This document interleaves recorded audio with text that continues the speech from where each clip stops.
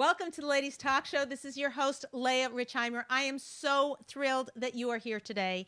We have a very exciting show, How to Talk So Your Husband Will Listen, Part 2. In Part 1, we covered how to listen well. And the 3 tips there, this was easy to remember. I tried to make it so that you'd have 3 words, hot, to be hot, okay? H-O-T. H was how you say it. O was the outcome desired. Like before you start babbling, like is your the outlook, your outcome, whatever that you're desired, is that to make him feel badly? Is it to push him away? Is it to be right and him wrong? Or can you think about it and say, the outcome I want is more closeness to my husband. I want the house to run more smoothly, to be happier. I want less stress in my life. So thinking about the outcome. And W was, T. No, I'm doing how. How to listen. How to listen. Right. So hot. Hold on. I think I need some water. By the way, we like hot better. We like to think that we're all hot. Hot. So T is for timing. Us ladies like, are hot. Don't, your husband walks through the door, don't say, you know what happened to them, right? He hasn't eaten dinner. Don't say, oh, can I get a new car? Ladies, it's all about timing. So we covered that in Part 1. If you haven't seen it, definitely click below. Go to www.ladiestalkshow.com. Find it there.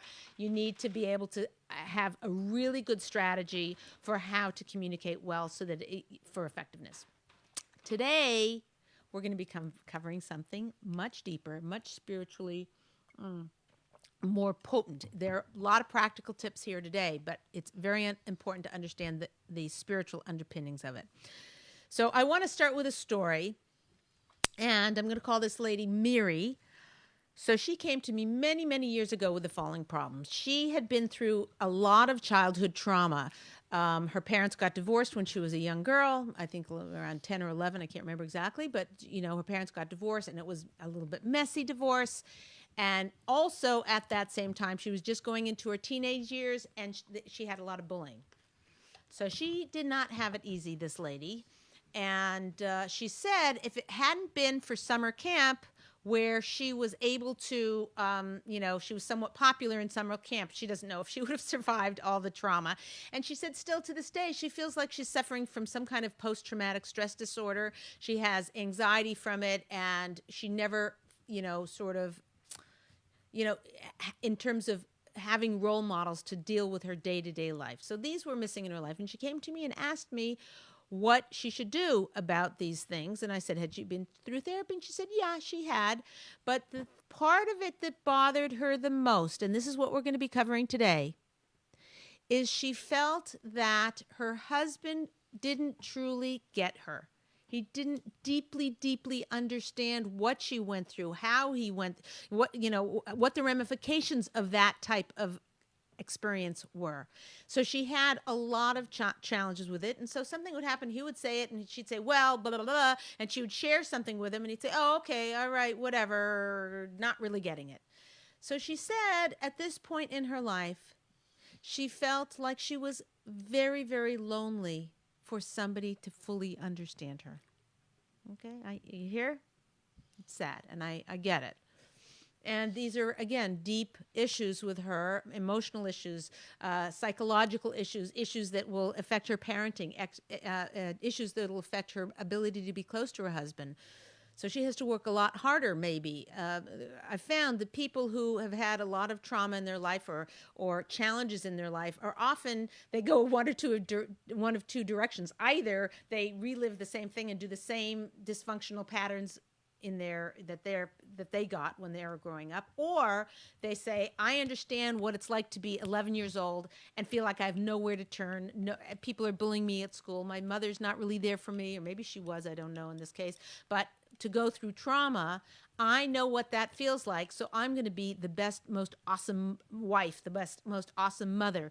So it is within that person, sometimes it creates an extraordinary uncanny ability to connect with others. So if you've had a traumatic childhood, don't write yourself off. Realize that you can understand even more and help more people and your own children, your own husband, by having those experiences. We don't know why they happened, but as we know, Gams Latov, it's all for the good. But in Miri's case, she felt it was causing a great distance in her marriage. Fine. So I said, to her, I get it, and I'm really sorry for what you've been through, and I'm sorry for the loneliness that you feel right now. But you're sitting there saying that your husband doesn't listen to you. I have one question for you, Mary. Do you listen to your husband? And she said, well, yeah, what do you mean? Like, he doesn't talk very much. He comes home and, I tell him about my day and he doesn't really tell me much about his day. And if I asked him about his day, how was your day, dear? Fine. Anything new? No. What's new? Nothing. Everything's fine. So what are you talking about, Leah? So here lies the most gorgeous secret that you could possibly know in terms of closeness with your husband. The more you listen to your husband, the closer you will be to your husband. He will be closer to you, and you will be closer to him. Does that make any sense? Yeah. You will be closer to each other. This is that one of the key secrets to closeness in marriage is listening to your husband. We're not talking about him listening to you. That's a whole other thing. And besides the fact you don't have a whole lot of control over that. We talked last week about how to get him to listen better and how you say it and, the timing and etc. But your number one way of getting your husband to listen to you more is to listen to him more. And the title of this class is How to Talk So Your Husband Will Listen. It really should be called How to Listen So Your Husband Will Talk. Okay. So we're going to start doing that today. I'm going to go through a couple of questions and I'm going to go right sources. We have many sources for this in our Masorah. So the long lost art of closeness, I don't know, of listening, I don't know where it disappeared to, but it's like not in part of our radar. Like we're like, yeah, well, my husband didn't listen to me and this happened and that happened. And I talked to my girlfriend and I talked to this one. And then my husband's like, or he's texting while I'm talking, whatever. The art of listening to our husbands has somehow dropped off our radar. It's like not on our to-do list. It's like not in our daily living.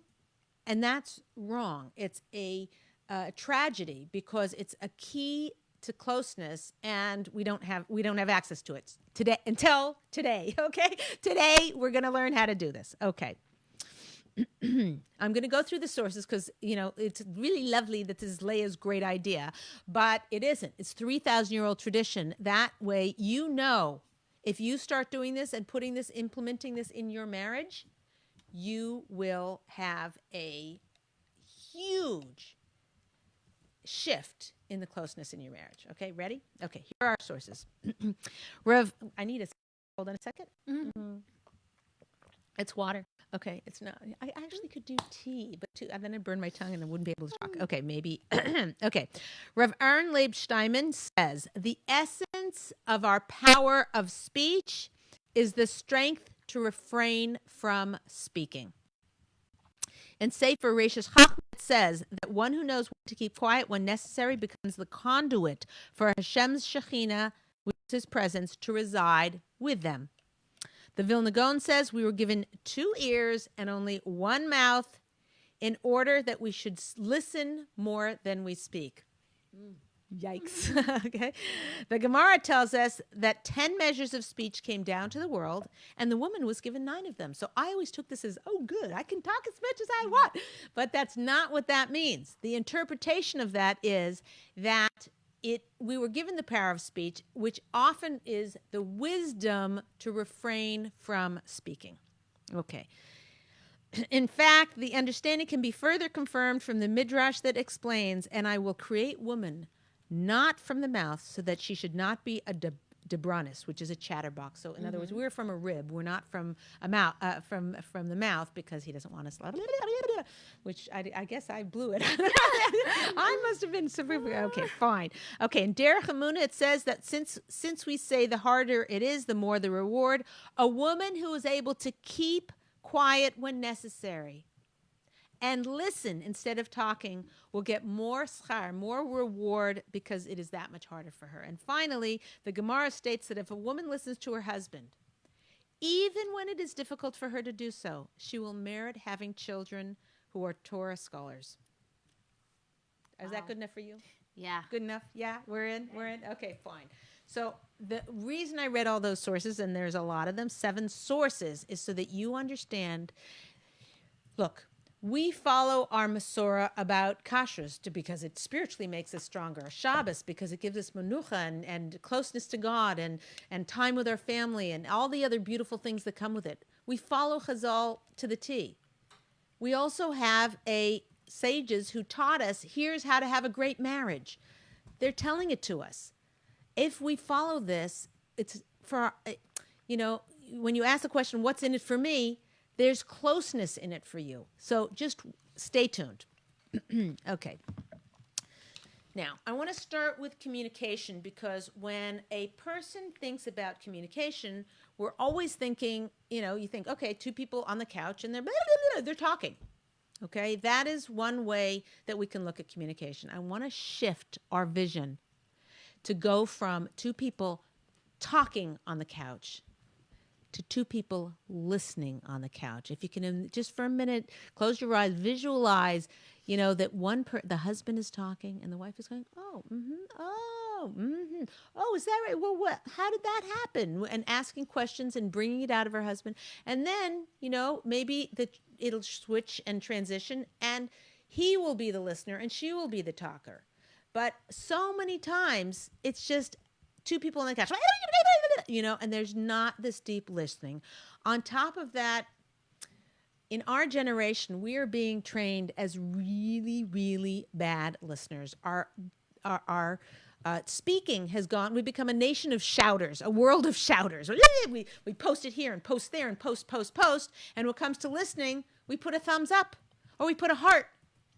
Like, that's not listening. That's not really getting somebody. Okay, it gives them a drop of dopamine or whatever, and it makes them feel instantly good or whatever. So fine, unless you're doing a frowny face. Okay, fine, or a thumbs down. Exactly, Or whatever. thumbs down. But I'm just saying, I wonder what the halachic significance of a thumbs down. Yeah. Making somebody feel bad. Yeah. That's probably usher Yeah. derisa. Yeah. Probably a Yeah. big grave sin. Yeah. In public. Yeah. Right. Ooh, Yeah, ouch. yeah, Okay, there we have it. It's spoken here. I'm not opposed. Check with your local Orthodox rabbi. Anyway, the point that I'm making is that right now, in terms of listening, you should take on yourself, I'm a good listener. Okay, it might be true. Some of you say, oh, I'm a terrible listener. Some people might say, I'm a really great listener. I really work at it. Fine. Here's the thing. We can all go one notch better. There's no limit to the amount of a listener you could be. This is the most important work for your feeling closeness. This when Miri was saying that to me, and she was saying, "Oh, she feels lonely." It's feeling lonely, and we've all felt lonely. It's a horrible feeling. It's a sad feeling. It's a forlorn feeling. That's a definite "oh, you poor thing" type of. It's like So I understand, but if there's something we can do about it, like how sad is that? That's 10 times worse. And what I'm telling you, if you ever feel lonely, ever, open your ears. Find somebody to talk to.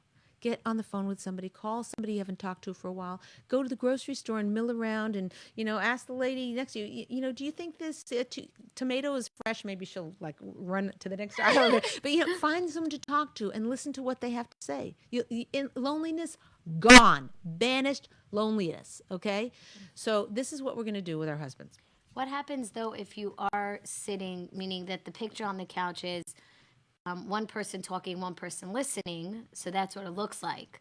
But the person listening is sort of listening to their own headspace of what they want to say next. Right. And so they're a little bit tuned out. Right. They're not listening. They are listening. If Right. you looked at it as a picture, you'd say, oh, she's totally listening. Right. But they're not listening. they're not listening. Sarit brings up a brilliant point. Ladies, don't us be that person. Don't we? Don't whatever the grammatically correct thing, don't be that person. Don't be that person who's like, yeah, but not really listening. That's what we're here for today. Okay, fine. Now, there's the age-old question, what's in it for me? Here's what's in it for you. Closeness, and I'll explain. I had a student, this is many years ago, and I gave a few years ago, actually, I gave the homework, listen to your husband. So she went, she's like, oh, great. This is going to be great. My husband he's not a big talker, and this is going to be hard homework for me, but I'm going to do it. So she went, and her husband was sitting doing something on the couch or whatever. She turned her phone off. She went and sat next to him. Good so far. She sat down and she started asking me, I understand you had this thing at work. What happened or whatever? The guy talked for 90 minutes, okay, about his workplace environment, and the guy's an accountant, okay? And all the politics, all of the back and forth and, whatever. She said it was so, difficult to listen to. Sometimes she was so tired, she was bit the inside of her lip to try and stay awake, okay? It was very, she was trying to prod him with questions, as we'll go into in a minute. She was trying to, get more out of him, but it was not this like, oh, now I feel close to him because I listened to him talk for an hour and a half, That's not what she got out of it at the time. However, so she gets up from the couch, she goes into the kitchen, and they had gone a few weeks prior to Costco and bought those big, huge cases of water bottles, and they'd been sitting by the counter for a couple of weeks, and she'd bugged him about it. She walked into the kitchen, and her husband had taken him back to the garage where they belonged. Then she went, and he had replaced the paper towels in the kitchen, which is not really the paper towels in the kitchen. It's another roll of something in another room, but I'm not going to say it on the air. I'm too much of a lady.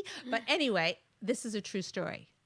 So what I'm telling you is that listening creates closeness, and it's not like, okay, you're going to listen and now he's going to jump up and do errands for you, although that might happen. It happened in this case and in other cases, because I've told this story before and people came up to me and said, you know what, that's so funny you say that because blah, blah, blah, whatever. So there, you got a good chance of it, better chance than if you didn't. But it's a level, she said, for the weeks after, she kind of knew what was going on in his office. And when he said, oh, yeah, I called Betsy or whatever, she knew who Betsy was and all the ins and outs of what was going on. So, again, this is listening. If you learn nothing else from today's show, it's open your ears to your husband and you will get closeness. Okay, let's go on.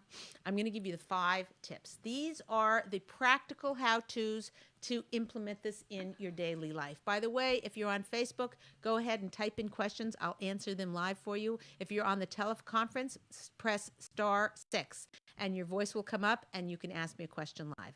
So we'd love to hear from people. And thank you. We got a lot of emails in the last couple of weeks. Keep it up. I appreciate it. And we're, working on the shows of the questions that were asked. So it helps us in every way. Okay, here's tip number 1. Virtual duct tape. Now, in the original show of this is the redo or whatever, we actually had adorable rainbow colored. What was the other one? One was black and white. One was rainbow colored.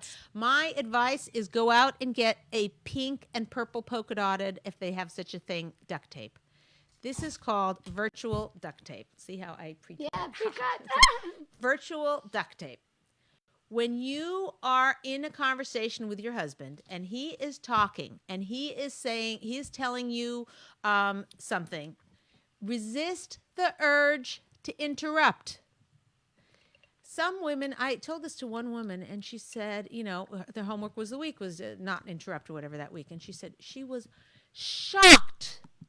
Her husband could not get a sentence out without her interrupting him. Shocked. Ladies, I bet you when you start getting this on your radar, how much you interrupt your husband, it's very, very disheartening. Like it's just like, oh, like really, like oh my God, here I go again. Virtual duct tape. Okay, you need to think about listening and not talking. So put virtual duct tape on, or real duct tape in some cases. That's necessary. Learn to bite your tongue. Don't interrupt. There's nothing that says, I don't care about what you're saying more than interrupting. So, he says, oh, on Wednesday, blah, blah, blah. No, it was last Thursday. Uh-oh, that's stuck together. Uh-oh, what do I do now? Oh, I was having fun playing with this. Oh, there it goes. Okay, fine. He says, oh, last Wednesday I was doing such and such. No, it was last Thursday. Who cares? Let the details go. I was talking to my brother. No, that was your brother-in-law that you were talking to. No, who cares? Things that aren't urgent, facts that aren't urgent, and even if they are, so maybe explain it to him after when he says, "Oh, I'm going to bring the blue car into the shop," and it really was the yellow car. I'm going to bring the blue car into the shop, and I'm going to, have the transmission fixed. What's a transmission? And I'm going to have the wheels realigned or aligned or whatever he says. When he finishes, then say, you meant the yellow car, right? Or the whatever one it was that I read. So it doesn't matter. Things that don't matter, don't interrupt. Really, really work on this. Okay. Yeah, when you start working on not interrupting, you'll see a huge amount of closeness in your marriage that you haven't seen before. This is a try this, as most things here, this is a try this at home exercise. You'll try this and you'll be like, Leah's right. Huh? There's really some truth to this. This is amazing. Wow, I don't feel as lonely, and I feel closer to my husband, and my husband feels closer to me. Something to this. I'll talk to you about if you're having a hard time getting your husband to talk. Hold on. Whenever you're talking to your husband, ask yourself, am I talking too much? You're just going on, and then this happened, and then that happened, and whatever. Let's say you're sitting down for dinner, and you're going on this story, that story, whatever. Then you say to him, you sit in your mind, and you think, oh, am I talking too much? He's hardly said anything. I've been talking for 10 minutes straight without letting him even interrupt or comment or whatever. If that happens, just stop talking or ask a question. Don't do the following. Don't say, dear, am I talking too much? Because what's the answer to that? The answer to that is a lie. Okay? You want your husband to feel closer to you. If he has lied to you, he's going to feel less close to you because he feels bad about it. Should I have lied? What should I have said? He's busy thinking about what he should have said and how he shouldn't have lied and whatever, and how to feel like, oh no, you're really not talking too much. Anyway, whatever. Don't ask that question. It forces the person to lie. Ask it to yourself. Am I talking too much? Fine. The first tip is virtual duct tape, using virtual duct tape. Okay, we're done with the duct tape. With the duct tape, Leah, there we go. I'm a fidgety person, so I like to fidget. Okay, I think you should get a slinky, whatever. Okay, fine. Next one is ask a question. If you are ever in doubt about where the conversation should go, in any situation, actually works with everybody. We're just working with your husband right now. But if you're ever in doubt what to do, ask a question. If you can't think of a question, ask, I have a question. Let me just word it properly, as you don't have a question, but you're trying to creatively think of something. How did things go yesterday? And then I'll say, yesterday I was sick in bed all day. And you're like, I meant the day before. The day before I was with you. Whatever. I don't know. Be creative. If you can't think of good questions, maybe make a list of 5 questions to ask for if you don't have a question. But usually you can have a question. How did it go this morning? Did you see anybody in shul? Did you, do you want something different for dinner? I was planning on this. Is that okay? Think of a question. It's the single most powerful listening tool because you ask your question and then you duct tape it. You zip your lip and you ask them, and then they are talking. That's your foolproof way for getting somebody else to talk. Now, if you are in the middle of talking and you suddenly ask, am I talking too much? Or you in the middle of talking, you're like, I've been monopolizing everything. Think of a question, and so you can even stop mid-sentence. You can say, oh, and then, I picked up the kids from school, and they got in the carpool, and they had somebody else who didn't know where to go, so I dropped them off over there, and they didn't know to drop over there. And you're like, oh, my gosh, I'm talking too much. What do I do? Freeze. Oh, my goodness. I'm really monopolizing. This is not leading to closeness. So not that you shouldn't share everything, but at least if you're talking, at least let him talk 10% of the time, 25, half the time, whatever it is, let him talk. Ask questions. So you're in the middle and you're like, oh, we dropped him off at carpool and then we went there. And you realize, okay, I'm talking too much. And you freeze and say, you know what? And then we all got home and we got there at 2:00. Oh, I kept meaning to ask you, what happened to that business investment you were going to make yesterday? He's not going to say, no. I want to know what happened at the end of carpool. Please continue that story. It was too short. That's not happening. I mean, maybe if it was particularly interesting and maybe you're more scintillating than I am, I don't know, but whatever could happen. But the point is, when you can stop mid-sentence and ask a question, it'll work like a charm. Okay, fine. What do you do if you're on live camera and your nose itches? I don't know. Hello. Okay. It's a problem. Ask a question. Ask a question. Right? Hello. Okay. So fine. Okay. Here, when you are asking a question, here is how you confirm that this is how he knows. Oh, look, there, see that huge bird? Look. It landed right on the outside the window. See it? I'm not. There's a huge, what is that bird? Oh my God. It is. I wish we could. I thought that you're trying to do tell us something what weird. to do with our husbands. And then if we get in the middle of talking, we don't know what to do. The next thing we say is, look, oh my God, do you see the huge bird? And the husband will look at us like we're crazy. You know what? Maybe that's why that happened. If you're talking too much, you can interrupt yourself. Say, hey, there's a squirrel in the backyard. And by the way, as he turns around, he's like, oh, it went away. Oh, I'm so sorry you missed it. But that was a big bird. That was. Yeah. Okay, sorry about that. I had to. Okay, fine. Sorry about that. Okay. So what did you say? Moving swiftly along. Okay. So you want to give a confirmation to your husband so he knows that he's heard. So you try the following. See which one works. This is trial and error. I got it. Or repeating back to him, like he says, I'm going to take the blue car into the shop. Oh, so just make sure the blue car is going to the shop for the transmission and whatever else the other things you said with the rotary cuff. Or is that a rotary cuff? Is that a car thing? Yeah, I think so. Yeah. No, isn't that something you wear? No. I think that's okay. Whatever. Yeah, I think okay, you have fine. a lot of car lingo over there. Very good. Okay. And if it isn't, it just sounds good. That's so good. rotary Okay, cuff fine. works. Okay, good. So offer different solutions to him. Like, so if he says, I'm bringing the blue car in, say, oh, I wonder if you go try that new shop that just opened down the street or something like that. Fine. Give him validation. That's the next point. Give credence to what he's saying by stating, I hear what you're saying, or I understand it. Oh, that must have made you feel very, very frustrated. I hear that. Or it might have made you feel upset. I get it. Say something that makes him feel like he is listened to. Repeat back to him. The next one is repeat back to him what he said. So, oh, I hear. So what you're saying is that when you come home and walk in the door and there's toys all over the foyer, that makes you feel like the house is a disaster. So just push them to the side is fine. Okay, I got it. Repeat back to him what he's saying. So what you have to remember is getting your husband to talk and you listening is the secret formula for closeness. Okay, let me go to the next one. Be the listening police. So your husband's in the middle of talking and your kid interrupts. You don't say, oh, what was that, Junior? No, you don't say that. Does anyone have kids named Junior? Maybe. Okay. Whatever. What was you saying? You say, wait a minute. Stop. Daddy is talking. Let Daddy finish. These should be words that come, that this needs to be ingrained in your mind, in your heart, in your soul. Let Daddy finish.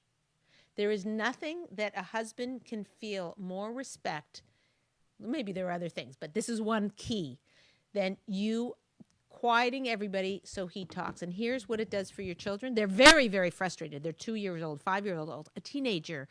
If they are told since they're little and any time that let Daddy finish, there is a level of automatic respect they will give to their father so that when they are teenagers, and you need the strength of a man. I did that a lot of times. When you have the strength of a man to help with the belligerence of a teenager, if you haven't done this, and every time a kid has talked, the father's left to be felt like a schmata, like a rag, like, oh, your husband's in the middle of a story and you're like, oh, hold on, husband. What? Oh, you need your shoelace tied? What? You need no. The husband is the most important person in the household to you, and he comes first. Let Daddy finish. It'll build something in your children and a respect for your husband. It'll help you when they're teenagers, and all through the rest of their life. They will think of their father as a king, which is who he is in their life. There is a direct commandment to honor our parents and to treat them like royalty. So this is a good way to teach them. So we have Leah, Gila, who wants to know, what if you don't agree with what he's saying and you want to give advice or tell him your opinion, but he would get upset. Wow. Yeah. Which, by the way, Gila, I think that we all always have Right. the right version of what. Every time we talk to our husband, we want to give our opinion because ours is right and his is wrong. Yeah, so that's the big first thing, part of the problem is that is there ever a case when you wouldn't have something to correct in what he's saying? And by the way, same thing with you. When he is talking, he might be correcting you the whole time too. That's another story. There's nothing we can do about it. But actually, there is one thing we can do about it, which is not do it to him.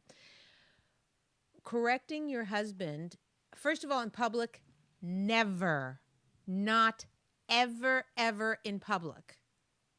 So if your husband is sitting at the Shabbos table and he says, "Oh, yeah, so Moshe Rabbeinu got 2 animals, 2 elephants, 2 giraffes, and 2 bunnies, and he put them in the ark. And then Moshe Rabbeinu, who built the ark," and you're like, "Hello, Noah built the ark, you bozo, hello." The right thing to do? Yeah. Duct tape. Duct tape. So wait a minute. You're telling me in front of the guests, in front of the little children, in front of me, in front of himself, your husband would rather look like an absolute idiot for not knowing that it was Moshe who put the animals in the zoo, in the ark. Mm-hmm. Which is now where they're in the zoo. Okay. So right. There we go. They lived. So you're telling me that are you kidding, Leah? My husband would prefer me to tell him rather than look like an idiot. Here's where you're wrong. Even if your husband gives you the directive, correct me. I'd rather you correct me in public. Don't do it.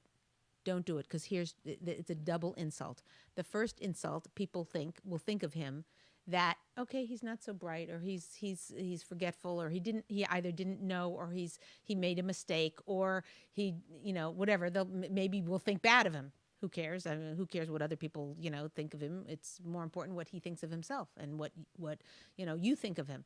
So I don't have time to get into a whole reputation of what's. But anyway, the bottom line is that's not so important what other people think. But here's the real thing. Now they think he's an idiot. Once you correct him in public, now he's an idiot and he has a wife who doesn't respect him. Ouch. Ouch. His wife doesn't care enough about him to let it go.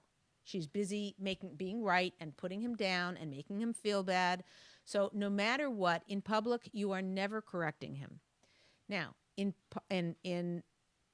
when it's just the two of you, if he's talking and he says, oh, I'm going to take the blue car and put it into the shop, rather than barreling in, you mean the yellow car? Oh, yeah. When someone says, I know when I say, oh, yeah, the first thought that goes through my mind in a nanosecond is, oh, I'm an idiot. Okay. Oh, yeah. That's stupid me. You don't want to be the one to cause that emotion in your husband. Not only because it'll make him feel badly, and you shouldn't do that. And we have a long, strong basura and halachas about not making him feel bad. But also, the more you chip down on your husband's ego and on his, if you think he's smart and you treat him smart, he'll be smart and he'll be strong and vital and powerful. If you chip away at him and say, oh yeah, you didn't do this right, and you forgot to move the car to the right side of the street, the more you make him feel stupid, the lower he'll feel, and then his income will go lower, his self-esteem will go lower, his amount of friends he has go lower. It's like, this is no-brainer, ladies. You build him up, you get what you pay for. You get what you build. And if you build him up, he's going to be awesome. If you chip him away, he's going to be whatever. And part of that, he's going to be lower. And part of that chipping away is correcting him all the time and interrupting him. Gila, did that answer your question? I'll take a follow-up question from you if you want. So that I guess I'm adding to Gila's is that is, let's say on something silly. Like he said the wrong car, or he said Moshe versus Noah, which I'm assuming he knew it was Noah, but in his mind sometimes you say words and you don't. Yeah. But that never if happens to me. Right, exactly. Okay. What about if you're like, and I think that's a little bit of what she's asking also. What happens if you're having a conversation? Let's say you're going out and you want to discuss real life important topics. You know, you want to discuss your kids or where they're going or the school or issues they're having. Real important stuff or the next move you're making together, whatever it is. Fine. And he's saying something and you really don't agree. You have a lot of information, you know some background that he doesn't know, or you really don't agree with the path that he is choosing, right? And you want to be able to voice your opinion. Like you said, we're women, we have a Benia Sarah, an extra intuition, which we know, and you want to be able to, but how do you voice that with it not being... Excellent question. And we covered the how hot last week, how to do that. H is how, O is outcome desired, T was timing. So if he's going on and on and on and he's saying, listen, we need to send to this school and we need to da-da-da-da, and you're like, okay, I have some thoughts about that. I have some information you may not have. Would you like me to share it with you? And he'll say, nope, I want it to go to that school.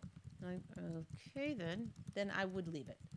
But if he says, yeah, I'd like to hear it. Now, how you say it, also, you don't want to, what's that called when you demote somebody, when you chip somebody down, when you know what I'm thinking? Like take them down a notch and, criticize them until they feel low. Break them down. Yeah, so something like a belittle. That's the word. Wait. By the way, we needed our man sound guy to tell us what it feels like, because that's what women do to men all the time. They belittle. So he's like, I know what it feels like. I know the word. Yeah, hello. That's great. Okay, fine. He doesn't know from personal experience because we don't want to speak badly of his wife. He has a whole bunch of women he works with. He knows. Right. God forbid. Okay, fine.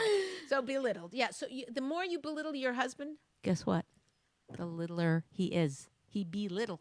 Yeah. It's good. Hey, let's put that in. Exactly. Exactly. You want the more you belittle, he belittle. He belittle. Yeah. Ooh. Oh, sad. Okay, sad. Very sad.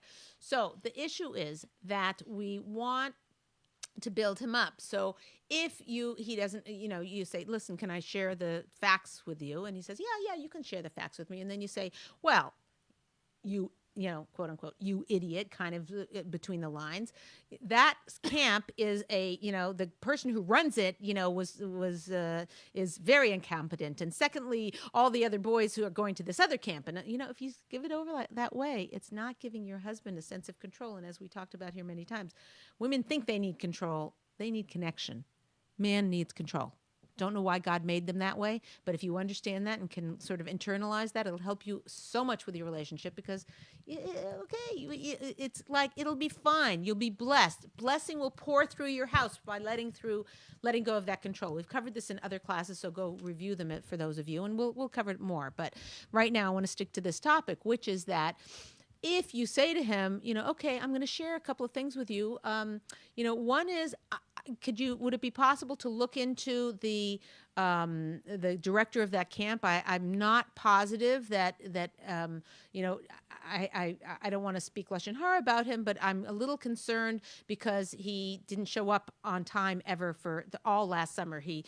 The camp started at 9 and he was always there at 10:30, and that kind of bothered me. So if you could look into that, maybe that's fixed, maybe it's not. Maybe they have a co-director this year, but last year I didn't like that their kids were dropped off and the director wasn't there. Whatever it is, but you're giving him the information. This is what we're meant to do. Ezer Kenegdo, helpment opposite him. Give him the information, but don't say, so I'm not sending there. Say, make the decision together. Fine. Did that answer the Gila question? Yeah, I think so. And I think I remember that when my sister who runs a group in New York had asked that question of you a bunch of classes back, almost a year ago. You had also told her that it's okay for her to voice her opinion, but to really set it up ahead of time by saying, whatever you decide we will do, but I would love to just share what my thoughts are, But again, so you have the facts. Exactly. That's what you Fantastic. sort of left her with, like that. Okay, That's okay, a good. starter. See how smart I was? You still are Okay, amazing. But that Okay. was such a good tip, and it actually chooses a lot, so it works a lot. Fantastic. Actually, Gila said, "Thank you for this. You're amazing. It's definitely gives me a better perspective of life." Awesome. Thank you. Thanks for Thank Gila. you, We Gila. love it. We We love you. it. We Love love you, it. love Okay, you. love you. Okay. Next one. Third one is to be the listening police. Okay, we're gonna redo that one. No, okay, so we got that. That's to tell the kids, let daddy finish. Also to say, wait a minute, while he's talking, let's say while he's talking, a bus crashes into the thing or whatever, something happens, right? And you say, wait a minute, the doorbell rings, right? You have to go get it, and you're the only one home, whatever. Wait a minute, don't forget what you were going to say. Do you know how awesome that feels? Don't forget what you were going to say. In my family, we have a thing, keyword. What's the keyword? So if something gets interrupted, they'll say keyword. And let's say he was telling a story about the flying a kite. So he said kite. Mm-hmm. Or he was talking about, what we're going to make for Shabbos. So food for Shabbos. Or food or shop, whatever. And then we come back and we say, okay, I got the doorbell, whatever. I donated to charity, or I got the Amazon truck, or whatever it was that you were getting the door. Fine. You come back and you say, what were the keywords? Keywords, yeah. Shabbos, food, or Kite. kite. Right. Okay. You have to have a memory to be. You notice how we both went backwards? Shabbos, food, and then we went to kite. We're like, what was that first one? It's really funny though. But maybe we should write them down. Maybe write the key. Maybe I should write the keyword down. Anyway, fine. Okay, so that is that. It's such a gorgeous feeling if you can institute this in your home, saying, "Wait a minute." Don't forget what you were trying to say, what you were in the middle of saying. It is a gift.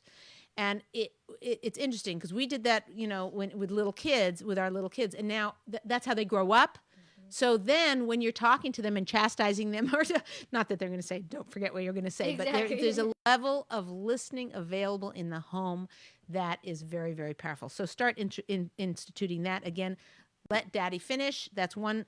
The other is to don't forget what you were going to say. The next one, when your husband is giving his Devar Torah at the table, and I have many, many people who say to me, I wish my husband would learn more Torah. I wish he would study more. I wish he would study the sources. I wish he'd get a chavrusa. I wish he'd learn.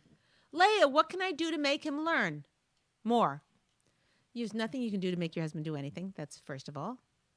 But if you, as we know, Rav Moshe Cordovero gives over all bracha comes from Shemaim through our husband, to our husband, through our husband, and to us. So all blessing comes from our husband. Our husband is the giver. We are the receiver. The way that our husband gets more blessing from God is if we receive more. So receiving means listening. It means saying thank you. Many things we've covered here. But here's the situation. If you receive your husband's Torah, he will need, his Torah vessel will be empty, and he'll need to run to the base medrash to get more Torah learning because he's given it to you. So if you're at the Shabbos table and your husband's giving a Devar Torah, and there's some husbands who don't give a Devar Torah, and in that case, if you have a spoon and you stuck it in the meat pot and it was a milk spoon, and you're like, what do I do? It was a milk spoon, and I just a milk spoon, and I just stuck it in the meat chicken soup. What do I do? The answer is to throw it away. Everybody knows the answer. A wooden spoon, maybe. Mm-hmm. I don't know. Ask your local Orthodox rabbi. But let's say it's very clear that it's. Husband, what do I do? He'll say, oh, you throw it away. Like, oh, thanks. All right, fine, and you throw it away.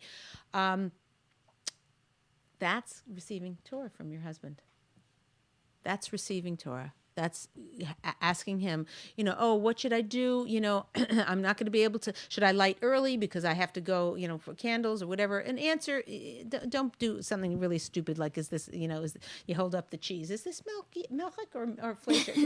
No, ask him something that's a real thing that he can answer, and then you're taking the Torah. But in this specific case, you're at the Shabbos table, your husband's giving his Devar Torah. There are two things that you can be doing at that time. One is listening to his Devar Torah. The other is evacuating the house because it's on fire. No other actions or activities while your husband is giving his Devar Torah. Not only will that make him want to learn more and learn more, I've heard from very famous people, they give a lecture or whatever, and at the end they want to turn to their wife. How was I? How was it? You're their single most important audience. And at the Shabbos table, you'll see, people get up and they don't be mad at your friends who do this because they never heard this class, or better yet, send them this class. We need more engagement or whatever, share, like us, all that stuff. Okay, fine. Did I do the commercial okay? Yeah, you did. Fine. So the husband starts giving his Devar Torah. The wife pops up and she starts, clearing off the table. She starts doing the dishes. This is not what you're doing. You come and you sit at the table. You hear he starts giving the Devar Torah while you're in the kitchen. You come out of the kitchen and you plop yourself down.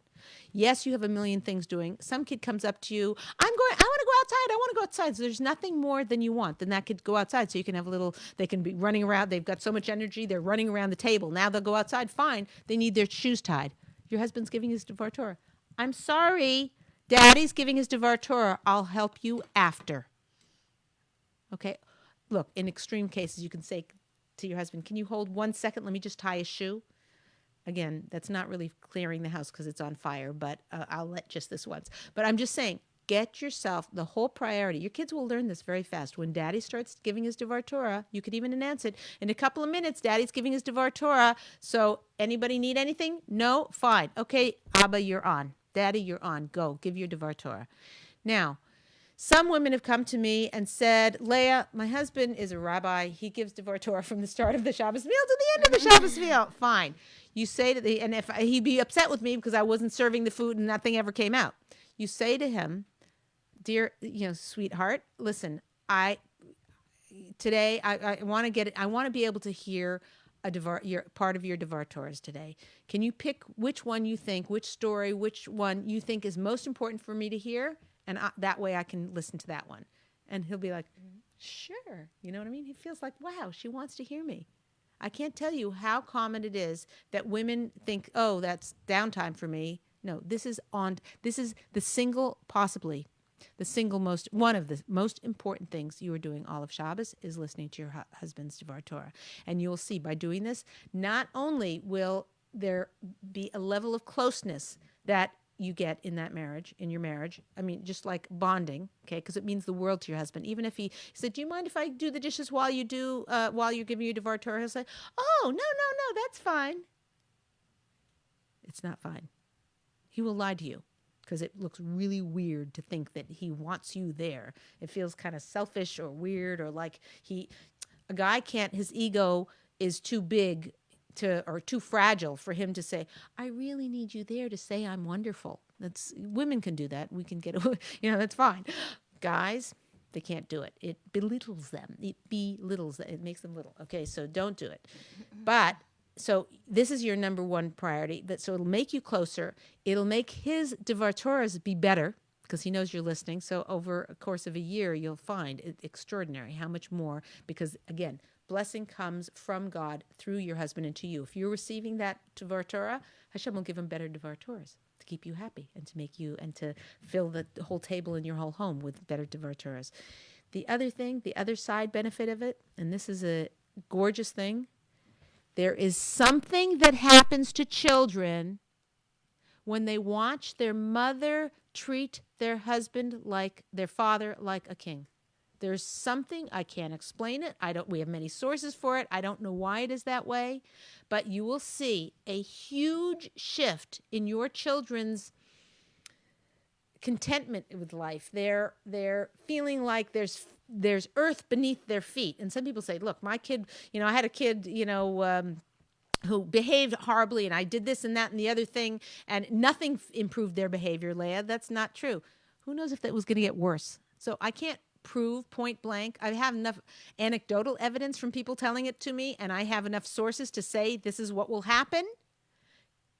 You have to try this. This is a try this at home experiment. First of all, it can't hurt to do it. And second of all, if you try it, you'll just see a little shift will happen. The first couple of weeks, they'll be interrupting daddy until you get this down, let daddy finish.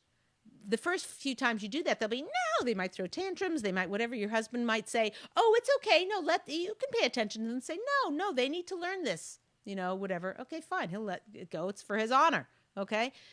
After a few weeks, the kids will get it and you'll see different kids. Okay, fine.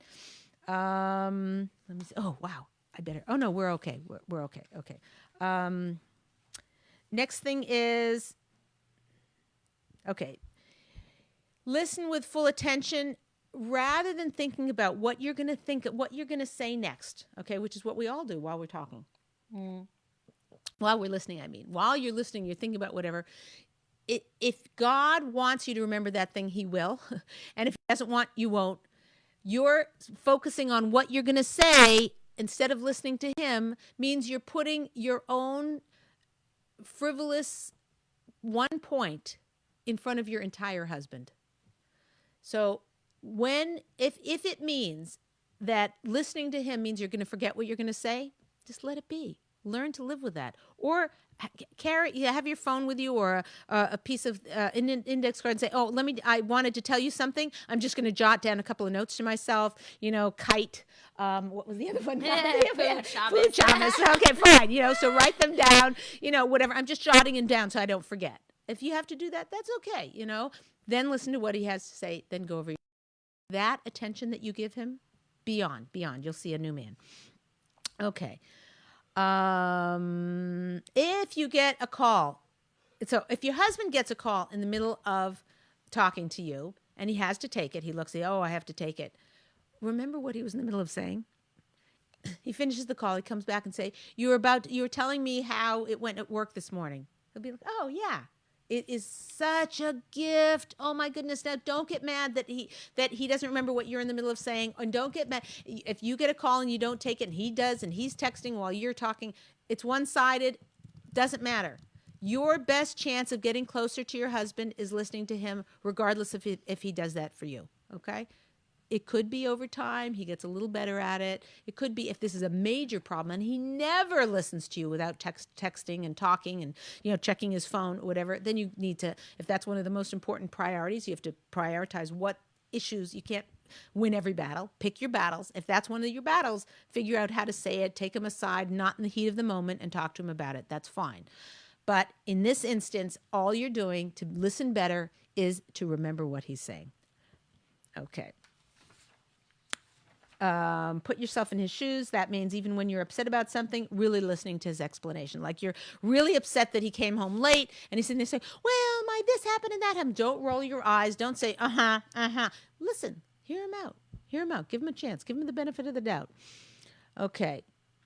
At the end of a conversation, there's nothing wrong with saying, are you finished what you were going to say? Was there anything else you wanted me to talk about? You ever go to a doctor's office and at the end, you say this and that, and this hurts and that, whatever it is. And then at the end, they zoom out or they say, is there anything else that's troubling you? Any other issues that you're thinking about?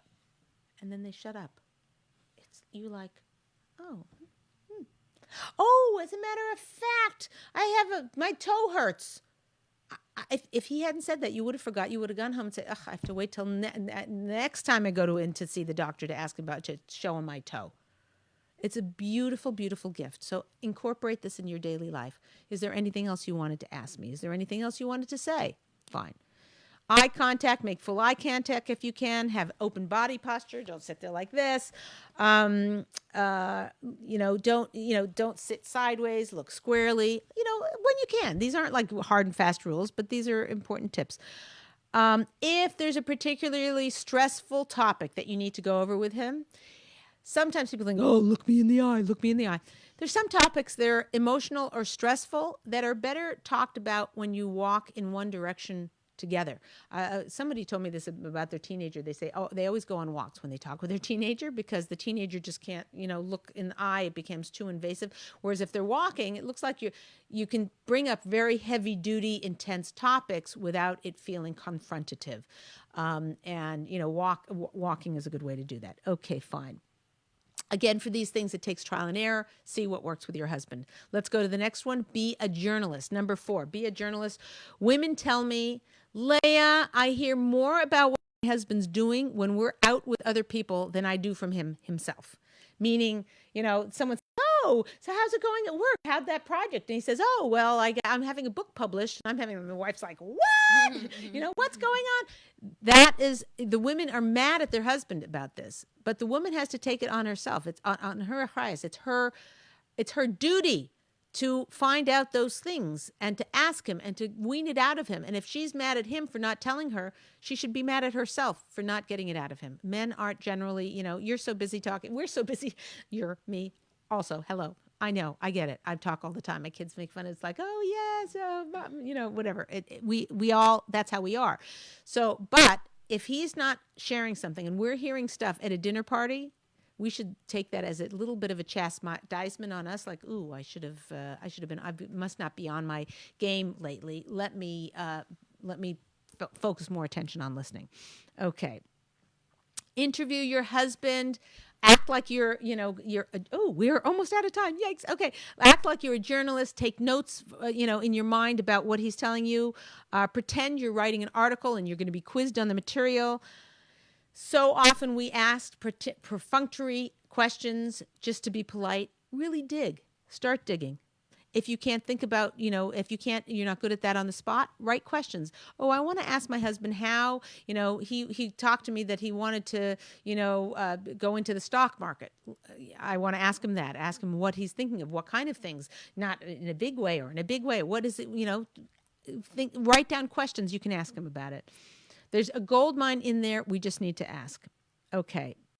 Make this a positive experience for him. If he starts talking and you criticize him and you start judging him and you start correcting him and saying, oh, I wouldn't have done it that way, whatever. If it's an unpleasant experience, it will not continue. Okay, fine. So that's the main part of being a journalist. And the last one is to have a listening plan. Plan ahead. Structure your daily life so you have time to listen to him. If you know that you need to unload or upload, download, whatever. Yeah, unload your day to him, and it takes 15, 20 minutes to do it every day, and you need that. Some people don't even get that, but let's say you do. Let's say you get 5 minutes. Whatever it is you get, schedule in an extra 5 minutes for him to upload what's going on with him, to ask him questions. Think of questions to ask him. Plan it in your daily life. It should not be hard for your husband to get your attention. It's like, oh, you never told me about what you wanted to do for vacation. You never let me get a word in edgewise. Make it part of your plan. Turn your cell phone off. I know, one-sided. I get it. Just do it. It's the right thing to do. It'll bring more closeness, and it could. What's the opposite of backfire? It could seep in. It could work. It could get him to. It could get him to also do that for you. Payback. I don't know. Whatever. Okay. Create a structure to support connecting. No phones. No doorbells. No interruptions. Kids. I'm talking to daddy now. Don't interrupt. We need 15 minutes to ourselves. There's a big Rebbitzin in town who came home. Her father, she had a lot of little kids. Her husband walked in the door. She said, kids, she made sure they were safe.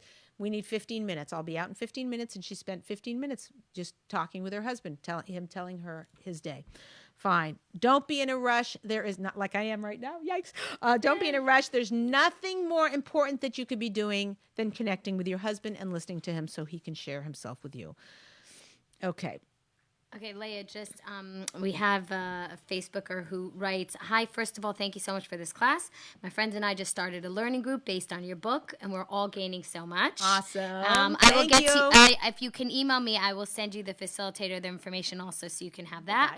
Okay. My question, Marriage Secrets, yes, they're just starting a group. book, It's how to start a group. Is in the back of this book. It tells you how to do it. My question is about giving control up to your husband. It's hard for me since I've always been an independent thinker. How can I get past my feelings when my husband doesn't really want to hear my opinion and do the right thing? So it seems like very similar to the other question about how do I give over my opinion, because I do have an opinion and a strong opinion, and he doesn't really want to accept. Fine. It's so good. Okay. So I'm going to do this standing on one foot. We will cover this more depth when we get to communication in a few weeks. But the most important thing for a woman to understand in a deep inner heart is that control, and I covered this a few minutes ago, but I want to cover it a little deeper. Control and being, micromanaging everything. I mean, we spend all of our time controlling. This kid needs shoes. I have to make sure that this one, whatever, this food, this whatever, the Shabbos guests are coming, this and whatever. We micromanage our whole life, and it's a very successful strategy for getting a lot done and for being organized and on top of things.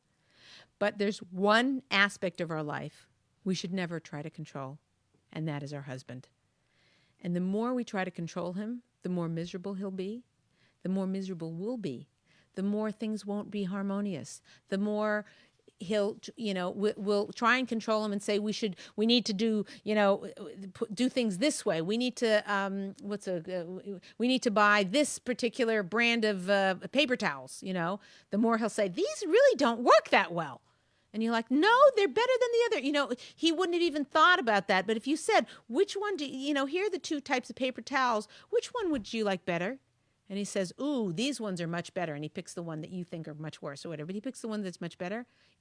There's going to be shalom in the house. There's going to be peace in the house. Whereas if you said, these are now look, paper towels is a really dumb example because the woman for the most part is making a lot of those decisions, and that's really fine, and that's how it should be. I'm just using this as a dumb example, but I'm just talking about what emotionally goes through his mind. When you tell somebody how things should be, they immediately don't like it. They immediately want it their way, not your way. So doing how you get your point across is singly one of the most challenging things in a society where we've been sold a bill of goods that control is the most important thing, and people who are successful and powerful have a lot of control over a lot of things. It's not true. The ability to connect, which is a uniquely female, connect deeply with other people and relationships and know how and the subtleties and the sensitivities. Women are incredibly good at that. And that has been given short shrift in our society. Focus on connection over controlling, and hopefully that'll get you the juice you need to be satisfied with the way things end up, because you'll have so much more closeness. But to answer the specific questions you ask is how to give your opinion over.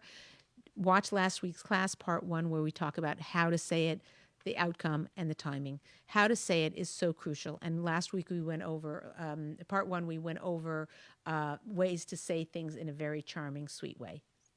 And by the way, Nancy, who came on, said that it's so true, it's so difficult to not do. And she also said she's interested in the book. So if you can just hold up the book for all the viewers. It's available on Amazon. So go on there. And Marriage Secrets by Leah Richheimer. My last name is impossible to spell. Riche. Yeah, but it's a great book, and all these topics are covered in it. Yeah, so. Very good. Thank you very much. Okay. Okay, fine. Let's go to the last points here, and then we're a little over. Sorry about that, guys. Okay. Right. Sit still, act like you're an empty sponge, thirsting for your husband's every word. This is, again, listening. This is under the heading of having a listening plan. Listening to him with a full heart will create the desire in him to give to you. Don't expect bolts of wisdom when he's talking. Sometimes you'll be listening to the same story he already told. Sometimes he'll be spouting off his wisdom about something. You're like, that is the stupidest idea I ever heard, or the stupidest, whatever. Just listen. That's your only job, is to listen. Okay, not to judge him, not to put him down or make him feel bad. Okay, gaining mastery over listening well will create a closeness in your marriage like nothing else you can do. Okay. Last part is to daven that this should go well, that your efforts in communication and closeness to your husband should go well. So let me give you Leah's secret of the day. Listening is our secret weapon to draw our husbands close to us. And the homework for the week, one time this week, make a time to listen to your husband. Hold on a second. To listen to your husband and use virtual duct tape, okay? Just listen. Don't interrupt, and just listen. That's the homework. Thank you for joining us this week. Thank you for all the participation. This is your host, Leah Richheimer, for the Ladies Talk Show. We'll see you next week.